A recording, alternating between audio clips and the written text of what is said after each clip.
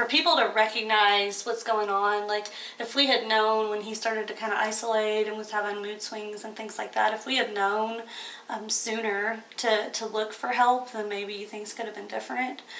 So really to be sensitive and recognize those signs. If your child's behavior starts to really change, or they've been through something tough at school, that don't be afraid to seek help, because there's nothing wrong with that.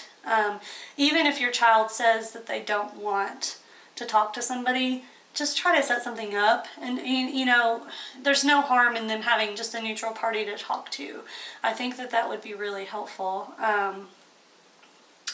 Zakiah was an incredible kid, and it was something we would have never imagined, because on the outside he looked so happy. He played sports, and he smiled, and he played with his brothers, and he played at the park, and we just thought he was just going through some kind of hormonal change. But if we had been more sensitive to that, maybe we would have been able to change something.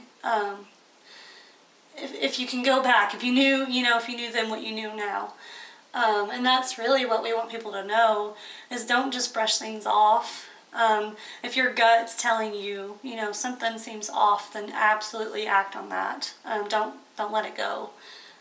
Because it can happen very suddenly, and there can be, they may never say anything to you, because he never said anything. He never said he wanted to die. He never said, that he was thinking about killing himself, or that he knew how. Like, we had no idea, and it was very sudden. So, I don't know, just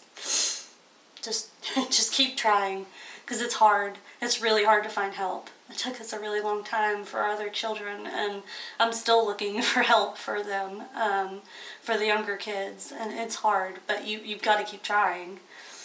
He was so strong. We went through so much together. He was the reason that I changed my life. He was the reason that I left the situation I was in. He's who inspired me to make a better life for him. He went through so much as a baby, and he grew up, and he was so smart and so amazing. Even despite how his life began,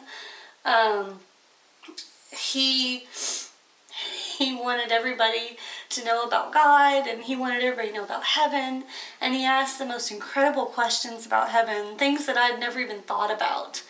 And it almost felt like he just knew, like he knew something that none of us knew.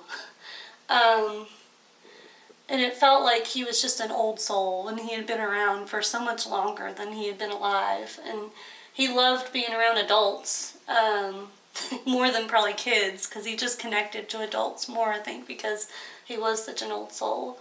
But he was talented, and he was sweet, and he was passionate. He loved with his whole heart.